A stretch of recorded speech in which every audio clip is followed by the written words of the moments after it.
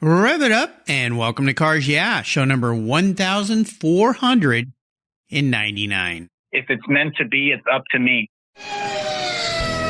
This is Cars Yeah, where you'll enjoy interviews with inspiring automotive enthusiasts. Mark Green is here to provide you with a fuel injection of automotive inspiration.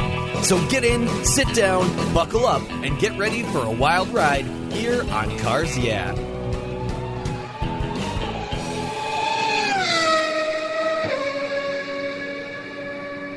Hello, inspiring automotive enthusiasts, and welcome to Cars Yeah. I'm revved up and so excited to share with you today a very special guest calling in from beautiful Huntington Beach, California. Wish I was there this morning, Chris Hurst. Chris Hurst is a racer who has run in sprint karts, autocross, and endurance racing.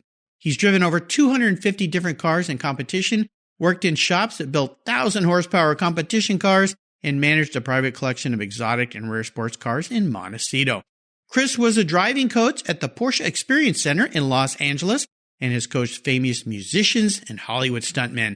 And he raced with John Morton, Steve Nichols, and Steve O'Hara, to name just a few. In addition to his driving experience, Chris is a writer and a blogger who inspires fellow automotive enthusiasts on a daily basis. We'll be right back to talk to Chris, but first, a word from our valued sponsors that make Cars Yeah possible. We'll be right back.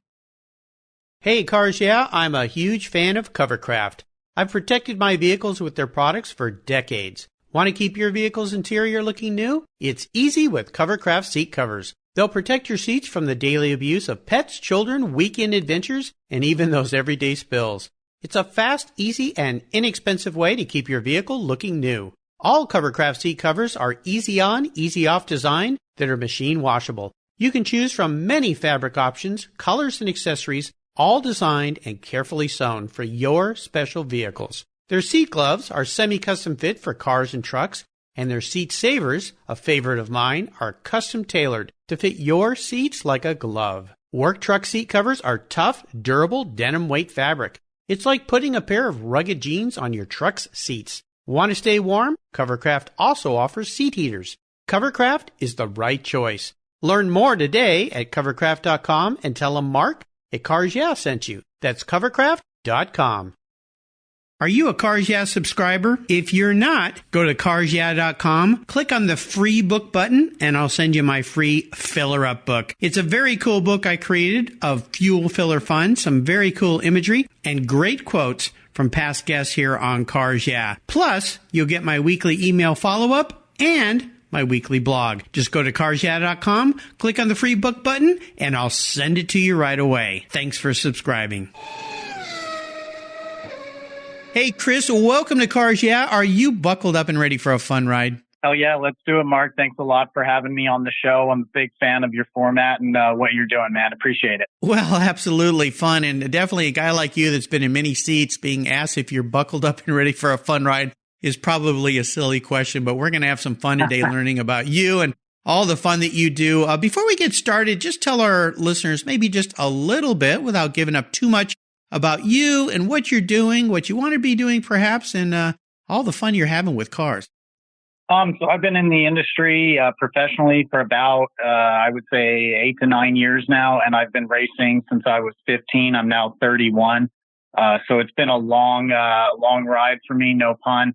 I have a technical degree. From back east in doing engine building and transmission stuff that was mostly centered around NASCAR. So spent a lot of time in labs and learning and, just try to be a student of the game throughout the years I've been in it. Yeah, absolutely. It sounds like you've been having some fun doing lots of different unique things. And we're going to learn a lot more about you as we move through this. But first, I want you to share with our listeners one little thing about Chris Hurst that maybe most people don't know. I used to drive around on the streets of Mulholland, which we'll get into, and that's sort of the origin of my foray into the industry. Not many people know about that, so we'll get into that a little bit too. Okay, absolutely. Well, as we start this journey that we will call your life here, Chris, I always like to ask my guests for a success quote or a mantra, some kind of saying that's been perhaps instrumental in forming your life and what you do. It's a nice way to get the inspirational tire smoking here on Cars Yeah, so grab the wheel. A buddy of mine, Emile Boré, is a big influence to me among many other people that I've sort of had the privilege to meet in this industry. And he actually said one to me as we were talking about doing this interview. He said, "If it's meant to be, it's up to me." And I love that. That stuck with me. I really like that. It really stood out to me. I've never heard someone say that. I think a lot of people hope and dream that things will happen, but at the end of the day, it's kind of a replica of sort of building a car. You can make 1,000 horsepower, but at the end of the day, you have to find a way to put it to the ground.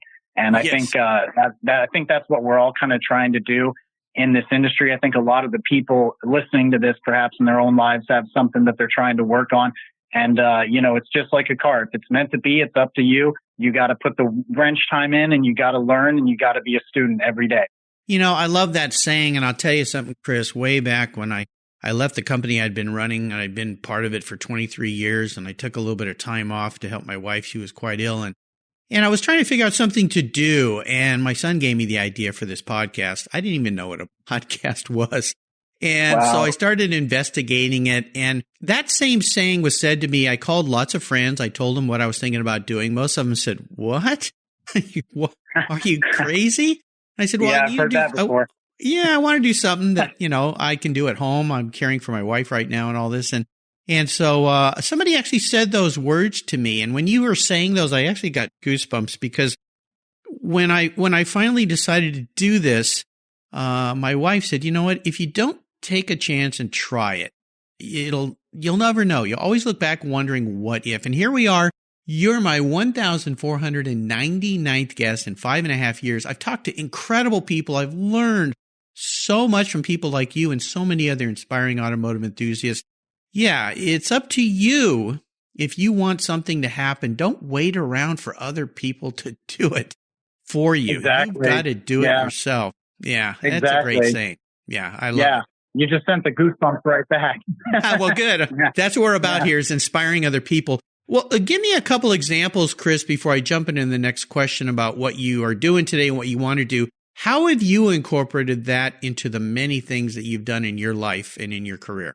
Yeah, that's actually a really interesting question. So I've jumped around a lot in the industry. I've had a lot of different jobs. I've been let go from companies and then been brought into stuff as from working a line job at Mercedes. Probably the best example I could give you, to be honest, is, I've always wanted to be a driver. I always wanted to get paid to drive. And I think a lot of people out there who follow my page, or even who are into cars in general, it's kind of like the dream. Everyone wants to get paid to drive.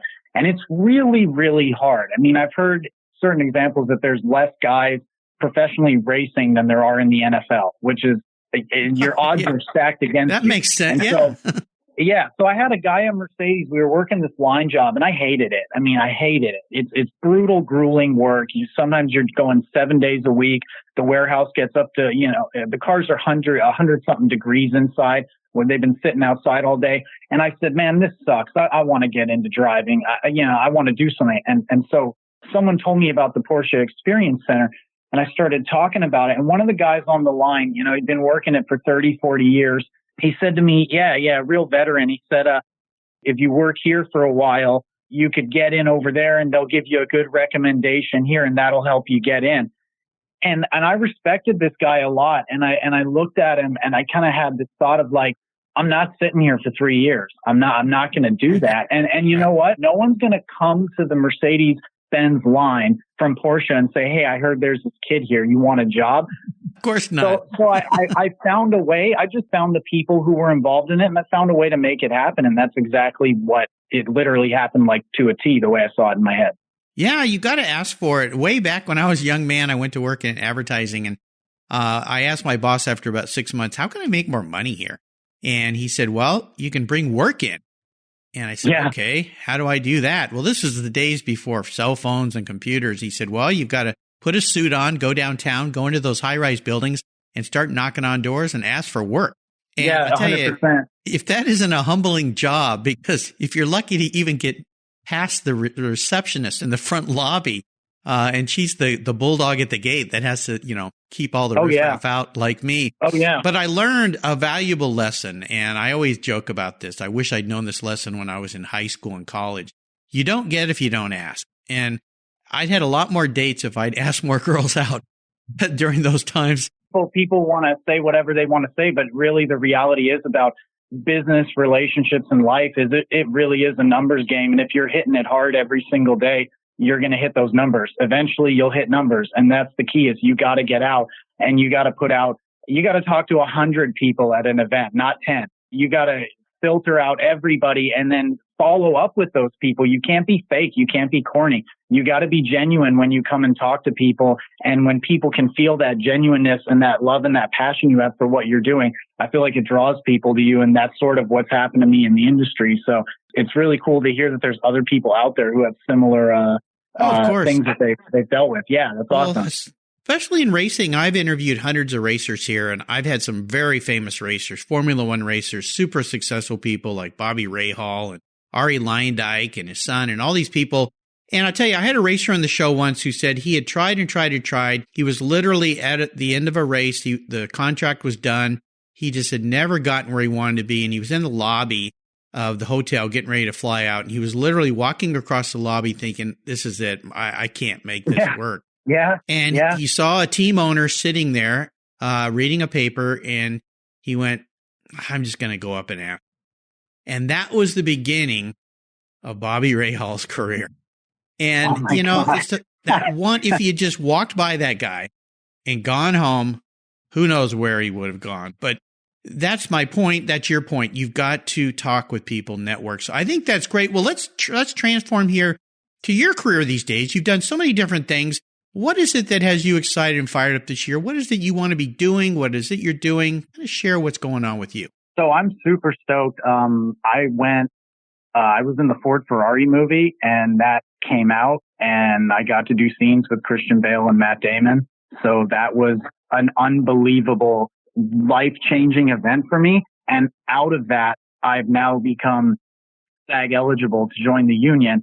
And from that now, I've been introduced to some people who are very prevalent in the world of Hollywood stunts. And I think I'm going out in a month or two. We have to see when people's schedules line up. These guys are super busy, but I think I'm getting an opportunity to drive with them and maybe see where that goes. So, oh wow, that's exciting. Yeah, it's pretty heavy for me. So that's something I'm working a day job, but in the back of my mind, I'm just going, okay, like, here we go. Let's see where this goes.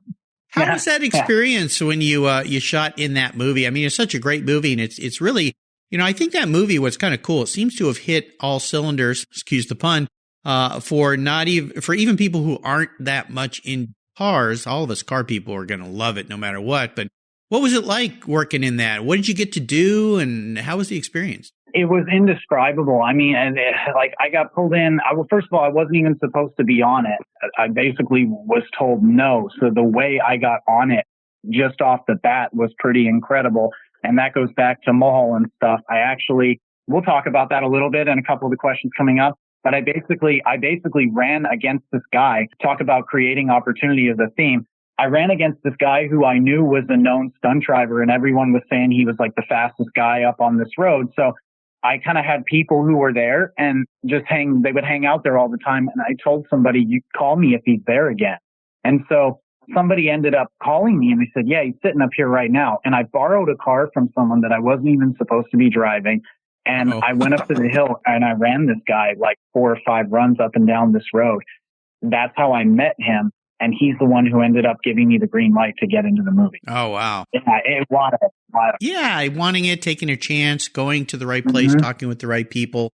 That's pretty darn cool. So I'm just going to make sure next time you're at my house, my keys are locked up, though. Thanks for the warning. Yeah. There you go. Yeah, exactly. You never know, right? But you never know. I got onto the film, and then I was doing basically like background, but we applied for kind of like a special team. They were looking for mechanics, so I ended up getting in, and I ended up on like the quote unquote Shelby crew in the movie.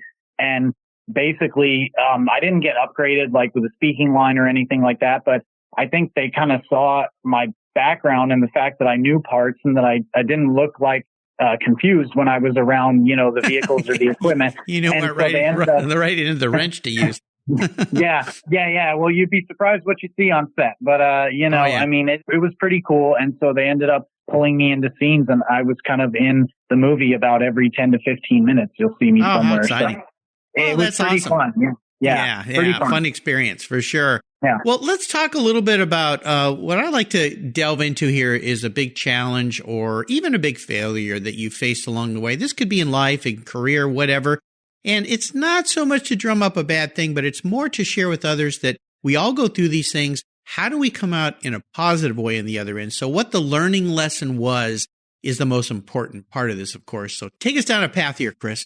Okay. Well, I would say, mentally in the industry, I went off a cliff in a Miata one time, and going back to I went off a cliff, one time running up, a mountain road, and I ended up caught in a tree in the middle of the night. And basically, it's pretty wild. I have pictures of it. I took a photo as they were towing the car off the side of the cliff. But, basically the mental part for me would be going back and getting back in the car and competing after that. It was a little bit weird to be like, okay, send it, chuck it through the corner. And, it kind of messes with you a little bit the first time back. You gotta knock the rust off and remember that you can do something, and that, you're not going to get the same result. You're going to figure out how to make the car go through the corner. And then I think the next challenge I would say is in life for me in the industry is I come from a background where I have parents who they do real well, but they never got me into racing. It just wasn't something they did. So navigating the industry and finding rides without money has been a huge challenge. And that's what's actually been like my kind of golden ticket to getting the opportunity that I've had. Yeah, absolutely. Like I mentioned, I've had so many racers on, and the racing industry has always been expensive, but it just keeps getting more and more expensive. And that's a very common challenge for so many drivers, is if you don't come from great wealth, or you don't have backers of some kind, or somebody in the family, or who knows, a real rich uncle that really loves you a lot and tosses you a lot of shekels. It's a really, really big challenge in finding ways around it. And there's plenty of guys that have figured it out, and women now in the industry that have figured it out, which I think is great. You just got to be creative and talented, work at it. It's all seat time. Yeah. So yeah, a big part of it. Yeah. And on the women note, I'd just like to say big shout out to Athena Racing. If anyone wants to look them up, that's a great outlet for women to get into the sport. And that's a big thing. What Loxley Brown is doing with that, I think is going to be really cool. So, but yeah, on the other side, just to talk about racers in general, I mean, you got to learn the business. It is a business at the end of the day, and you got to learn what people value and how to get those rides. And in my experience, that comes from educating yourself as much as possible and being the guy where it's 6 a.m. and no one wants to go to help set up the course or something as simple as that. No one wants to go put the cones out at an autocross at 7 a.m. Be that guy who shows up when no one else is there, no one wants to do the grunt work, and people will reward you. You have to put the time in. I'm really glad you said that, and some of my regular listeners will remember this. My father told me when I was young, he said, no matter where you work there as if you own that business. Get there before the boss shows up and the other people show up. Stay late.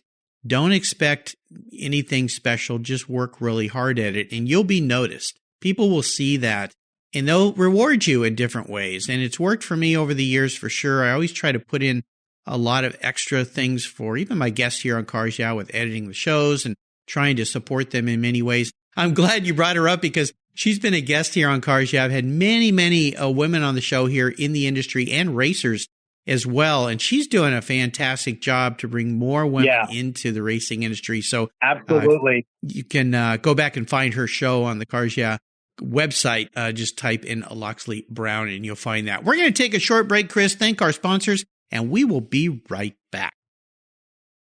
My favorite collector car magazine is Keith Martin's Sports Car Market. I've been a subscriber for decades. Sports Car Market is the Wall Street Journal for the enthusiast and the collector. It's your monthly must-read whether you dream of owning a collector car, have 2 cars, or 200. Sports Car Market has been around for 31 years, and it's filled with valuable articles, intelligent write-ups, and the latest auction sales. Go to sportscarmarket.com and subscribe today. Plus, you'll get the exclusive SCM guide to restoration shops included for free. At checkout, use the code CARSYEAH and receive a 50% discount on your digital subscription. It's an exclusive offer from me here at Cars Yeah. I'm Mark Green, and I love Sports Car Market magazine.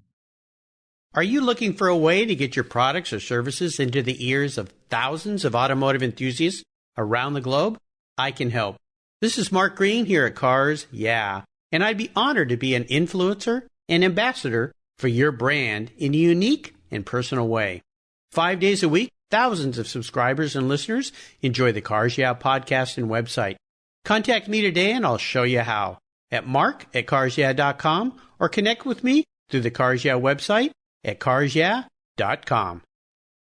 If you're listening to Cars Yeah, you've probably spent some time working on your favorite ride. But how confident are you working on your finances? You may be able to rebuild a fuel injection system, but can you decipher the details of a mutual fund? If you're like me, investments, insurance, annuities, budgeting, and other financial concepts may seem a bit daunting, but what if I told you there's a book that describes these subjects and more in an easy-to-read and a very humorous way? My friend Chris Kimball, CFP, a longtime sponsor and past guest here on Cars Yeah, has written that book, and it's titled The Saga of Ike and Penny, a couple's humorous journey through the confusing world of finance. It's a fun look at things you need to know, everything from investing to effective ways to get rid of credit card debt, and it's probably the only book on finance with a VMAX on the front cover and a classic Mini Cooper on the back. The book's available at Amazon for just $10, and this book will dramatically improve the direction of your financial future. I gave copies to each of my children. All securities are through Money Concepts Capital Corp. Christopher Kimball Financial Services is not affiliated with Money Concepts Capital Corp. Get your copy, The Saga of Ike and Penny, today. All right, we're back. I would love for you to share a story with me, Chris, that instigated your personal passion with cars. Is there a pivotal moment when you think back in your life that you knew you were going to be a car guy, a racer, a driver? Yeah, I know the exact moment. I can actually remember the exact moment. I was at my dad used to take me to this car show. He's a college professor, and they have this big show every year at the college. And I think when I was 10 years old, maybe even earlier, like 8 or 9, there was I think it was a purple Diablo that was at this show.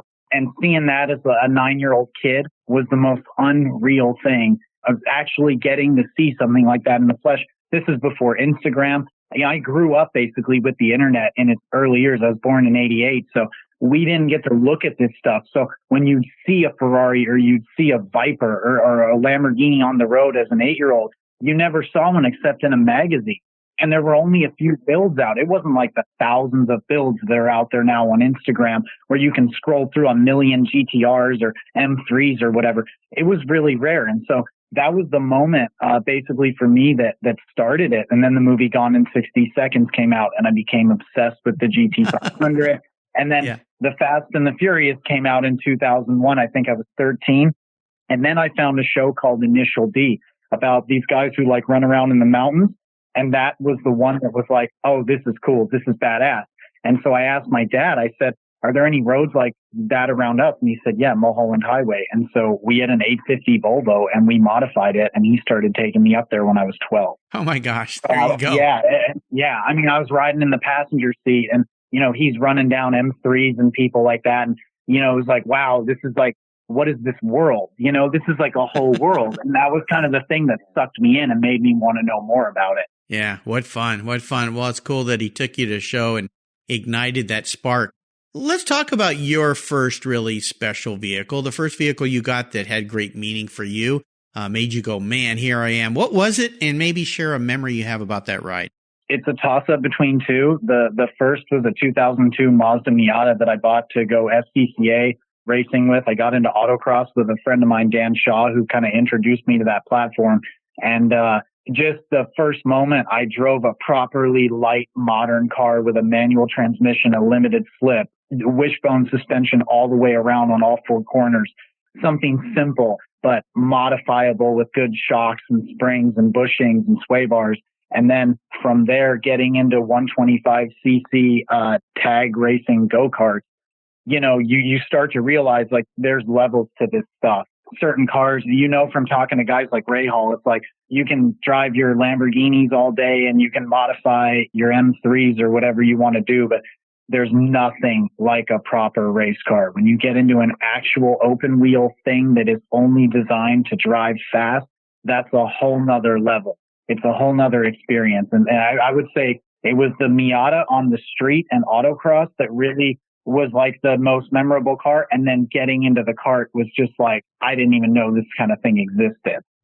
So that kind of thing for me. Yeah. They're so cool when they came out. I worked with a guy that, when I was way back then young, and he bought the first one that came out. I remember he let me drive it, and I went, this thing is so cool. And by the way, I had Dr. Tom Matano, who designed that car, the first Miata, as a guest here on Cars Yeah. He was a guest last year. You listeners go back, and you too, Chris, can go back and listen to him. He was guest number 1,319, I think, somewhere in that area. Yeah, which is pretty cool. He gave some really great stories about the design of that. Now, you talked about a second car, though. Yeah, I raced karts, like the Italian go-karts with the two-stroke engines. And those are not a lot of guys in the industry know about those. You can go out and buy one for $1,500. My buddy Steve O'Hara got me into that. He's a 6 or 7 or 8 time champion of the sport, and a big Formula Atlantic guy back in the day. He used to run against David Empringham and some of those guys back, I think, in the early 90s. And he raced against Scott Pruitt too. So Steve is a really unknown guy. I'm probably going to interview him for my own podcast, but you should try to get him on. I might be able to get you in touch with him. I would love that. He's the one who introduced me to karting, and that was what really, really honed my skills and sharpened me up in a vehicle. 100%. Cool. Well, let me get into your head a little bit here, Chris. If you woke up tomorrow and you were a vehicle, actually manifested as a car, not what you want to be, but how you perceive yourself as a specific type of vehicle, what would Chris Hurst be and why? I'd probably be an NHRA top fuel dragster. Okay. Well, there's a twist. Yeah. And why is that? Yeah. Because everyone who meets me says like, oh, you do everything super fast. And I'm like, yeah, like I don't have any time to waste. I'm trying to do things. I'm trying to go places. So I really I try to move quick. Like, and sometimes that kind of bites you in the ass, but I try to move quick in life, and I try to get things done and learn a lot. And, I'm kind of like a husky in a way. If I don't have something to do, I get kind of anxious, and I kind of feel like that's how NHRA top fuel cars are. When you watch them pull up to the line, all they want to do is go. They're just ready right now to go down that drag strip. And you almost feel like the brakes are physically like the only thing stopping them from just, going 300 miles an hour. I like that kind of metaphor about life, and I feel like people sort of perceive that about me as well. So yeah, that maybe John Force's car or something like that, right? Yeah. Nicely done. I love it. Yeah. All right. We are entering what I call the last lap. You've been here many times. That white flag's out. You can see the checker down the track. I'm going to fire off a series of questions and ask you to give our listeners some very quick blips of that top fuel dragster throttle. Cover your ears. So here we go. Would you share one of your personal habits that you believe has contributed to your many successes? Yeah, I'm really relentless in pursuing something that I want, and I always tend to find the right people. You got to go out. One big piece of advice I give guys when I coach them, or people who just want to do better with the car stuff, is who are you associating with? You got to go after the big fish. You got to go after the guys who are the multi-time champions, or the people designing the best stuff that's out. And you got to learn from those people. And the thing is, those people are not going to let you into their circle easily. So you have to be relentless, and you have to make yourself valuable. So I would say those two qualities are something that definitely helped me. Yeah, absolutely. Well, see, our moms are all right. Be careful who you spend your time with. So yeah, that's true, right? Yeah, they usually are. Well, speaking of special people, if I could arrange for you to have a drink or a meal with anyone in the automotive industry, living or deceased, who would it be? Sterling Moss, no question. Question. No question. That guy is such a legend to me.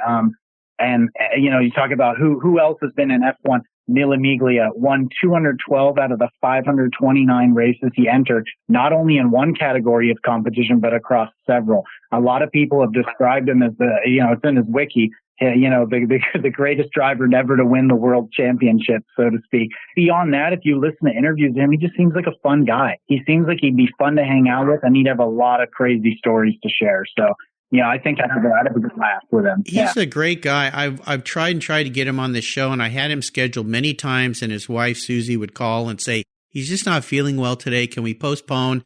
And then a couple of years ago, his health has really declined, unfortunately. He's been around. But I'll tell you, Chris, I did get to have a meal with the great Sir Sterling Moss. I was back in 2011. I was at Retromobile in Paris, and I met some people, and they said, "Hey, would you like to have dinner with us tonight?" And I said, "Yeah, sure." And he said, "Well, we're going to this cool little restaurant. We know the owner. He's going to reserve the top floor for us, which is just going to be about 8 or 9 of us." And I said, "All right."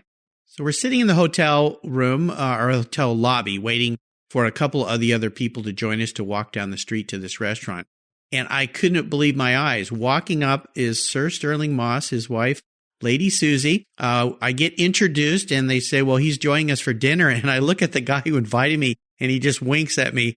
And I'm like, oh my gosh, are you kidding me? We had like a 4-hour, I mean, it's the way they dine in Paris, right? Like a 4-hour dinner in the private room at this incredible restaurant. The chef would come up and, "What would you like now for your 7th course?" and wine. And I got to sit between Sir Sterling Moss and his wife, Lady Susie, for 4 hours. I still get goosebumps today thinking about it, because the whole time I'm like, how did I get here? How did this happen? And he was such a delightful guy. And you don't want to be starstruck, right? And you don't want to ask him all the usual questions. So I'm trying to just be cool. And the craziest thing about it was I left my phone in my hotel room. I don't even have a picture of the experience. Of course. That's always what happens. That's always what happens. But I tell you, he's a wonderful man, and the things he's done to scene, which is pretty cool. Let me ask you this. What's the best automotive driving or racing advice you've ever received? So I was on a podcast with John Morton, who I've raced with quite a bit. And John is like, no one, if he needs an introduction, you don't know racing, but of course. He's just one of the biggest names to me in the world. And he said, on this podcast, he said something, we were talking about being professional. And John said, to really be a professional racer, you have to let racing ruin your life, basically. And, I think the thing is why that quote has been so important to me is that over time, what I tell a lot of guys is you have to realize, like, there's a lot of different forms of it. So while John is correct, and I do agree with him, you have to be willing to give the game everything, because it takes everything to get to that level. I think people need to start thinking about it differently. There's stunt driving, there's drifting now. There's a lot of different avenues other than being like an F1 driver or a Le Mans driver. I mean, you can go be a driving coach at the PEC. You can go be a private coach. You can just lend your time. There's a lot of different ways to do it now.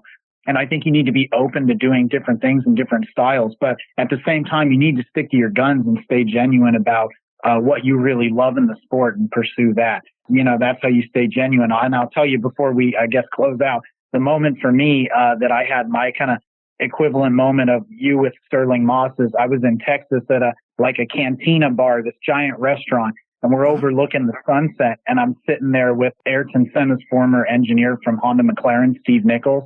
And I got John Morton next to me, and I got Steve O'Hara. And these three guys are just chatting about driving. Nichols, I think a couple of them went up to grab a drink or something, and Nichols turned and started talking about Senna, and he told me and another guy a story about Senna that I guess he said he hasn't shared with many people. So it was kind of like we turned to each other after he goes, "Oh, I'm going to go take a leak or something," and he gets up and leaves, and this guy and me just looked at each other, and he went, "Did that just happen?" I said, "Yeah, that just happened." And, it's like moments like that, you just kind of remember, like, this is why I do this stuff, and this is what's so appealing about it. So, it's pretty cool that you got to have dinner with that guy, man. That's awesome. Well, it's cool. I met John Morton a few years ago at Carmel on the Concours. He was with Peter Brock with one of the BRE cars, and of course, John Morton raced with Peter back in the day on Team BRE, and I got to sit down and have a cup of coffee with those two. I've known Peter for a long time, and he's been a guest on the show a couple times here. But to get to sit and listen to those two guys just kind of banter about history and stuff, you want to just be the fly on the wall and go, man, this is just so absolutely wonderful. That's pretty darn cool. I think it's great. Is there a resource out there that's kind of a go-to for you that you'd like to share? Not really any particular website. I don't really look at too many sites, but what I would say is, for anyone out there looking to get a general knowledge of vehicles, the Skip Barber racing book is really great. Ross Bentley has a lot of series that are out there. Oddball books like Nuts, Bolts, and Fasteners by Carol Smith, if you're building stuff, is great. And really anything in general by Carol Smith is a really easy read that actually gives you a pretty good depth of knowledge about the subject of driving and wrenching and tuning without getting super technical and, where you need like a PhD to understand what the guy's talking about. And, that's it. Other than that, my Instagram page, Ultimate Driving Tips, where I share some stuff about, driving. I'll be expanding that into a podcast soon and, hopefully a YouTube channel. So people can follow me there and sort of stay tuned on what I'm doing. Very cool. Very cool. Welcome to the podcast world. That's great. I love to hear that. Yeah. Well, you can find everything Chris has shared today on his Cars Yeah show notes page. Just go to carsyeah.com, type in Chris Hurst like the shifter, and you'll find links to that Ultimate Driving Tips Instagram page for sure. All right, Chris, we're up to the checkered flag here. You've seen many of these in your life. This last question could be a bit of a doozy. I'm going to buy you a very cool collector car, vintage race car, something fun, something old that you can enjoy. However, there are a couple rules. Since I'm going to be buying the car, you got to abide by my rules. One is I want you to drive it. No garage queens. I don't want you selling it to fund your next racing venture, so you got to keep it. But it's the only one cool collector car you can have in your garage, so choose very wisely. I would have to go with a McLaren F1 GTR LM for sure. Okay, for sure. No kidding. No question. It doesn't get any cooler than that. And if money's no object, thinking about answering Carrera GT the other night, because I've been in a couple of those and they're one of the most unbelievable machines to me that there is. But I think the GTR LM for the fact that those are even close to road legal, it's like mind blowing. That shouldn't even be allowed, but it is. So, well, this is an interesting answer because on my other podcast I do with Keith Martin from Sports Car Market, that podcast is titled Buy, Sell, Hold. And if you haven't heard of it yet, you can listen to it by subscribing here on the Cars Yeah podcast channel, or you can find shows on my website or on Sports Car Market magazine's website. But we're seeing a trend here with younger people like you towards what are their dream cars, because these are the cars you grew up with as your dream cars versus my generation, which would be cars from the 60s and 70s. And we just recorded a show the other day on Buy, Sell, Hold podcast with a guest, and we were talking about that and what's going to be the next GTO collector car in the future. And the guest suggested, well, it's the McLaren F1 because that's kind of going to be it. And I got to be at the factory when those cars were first being built. I was importing Facom tools, and Facom supplied a set of tools that went into the side compartment in those cars because Facom was a sponsor for McLaren F1 Racing at the time. So got to go to the McLaren F1 factory and see the race cars and see the first F1s being built. And I'll never forget sitting there looking at that thing with the center seat and just going, man, people are going to drive this on the street? It looks like a spaceship. And then the way that they go, I mean, how long did it take Bugatti, anyone, to finally dethrone that car? I mean, that thing had a long run on its top speed record, and it's still to this day. I mean, I've heard people have their little criticisms and their critiques of them, but that's every car. Everything has its quirks and, it's kind of oddball things about it or whatever. But at the end of the day, I mean, that thing is it's a spaceship. It's another level. It's another level, and it still is to this day. And it is, in my opinion, one of the last of the great analog supercars or cars in general that's ever been made and that ever probably will be made again. Yeah, absolutely. So if I get you one of these, and you've, of course, picked the racing version of this car, what color would you like yours to be? I would definitely get it black, and I would probably get like a bronze wheel on it, like a dark kind of gold color. Like that's always a tone that, like the John Player Special Lotuses. I've always been a big fan. I've always been a big fan of that livery. It looks, I don't know. It's just something about it that I really like. I don't really like bright colors on cars. I like a lot of darker stuff. Well, and then because very 80s, I mean, it's kind of what was going on back then. And you think of Smokey and the Bandit and the black Trans Am and the gold wheels. And even when I was young, my first new car was a 1979 Scirocco, and I got the gold BBS basket wheels put on that car. You have to. Yep. It's a good look too. It's a clean look, and it looks pretty I kind of think it's like a powerful look. It makes the car look like not corny and not flashy. It kind of lets black on cars lets people know you're kind of serious, and a flat black even type of thing. I like that look. I'm into that. So yeah. And then, because of how custom they are, I'd be tempted to do some kind of crazy, like red Italian leather interior or something ridiculous. There you go. You know what I mean? If you're going to do it, like, you might as well make it like the most insane thing that you could possibly own, So yeah, well, we can dream, right? We can dream, yeah, right, Mark? Like, absolutely. That's what it's all about. And I'm starting to see gold wheels kind of come back. You're seeing a bronzy gold colors coming back these days on cars, which is kind of fun. Everything old is new again. Well, Chris, that sounds like fun. What a nice dream, too. You've taken me on a fun ride. I knew this would be great. I was buckled up real tight here. Really enjoyed your stories. Want to wish you the best. Would you offer our listeners one little parting piece of wisdom or guidance before you rip off down the road in that beautiful black McLaren GTR LM? Well, to transition from the McLaren back to reality, I would just like to remind everybody out there that you do need money to be in this sport, but there are ways to do it, and there are ways to get involved with it without having a gazillion dollars.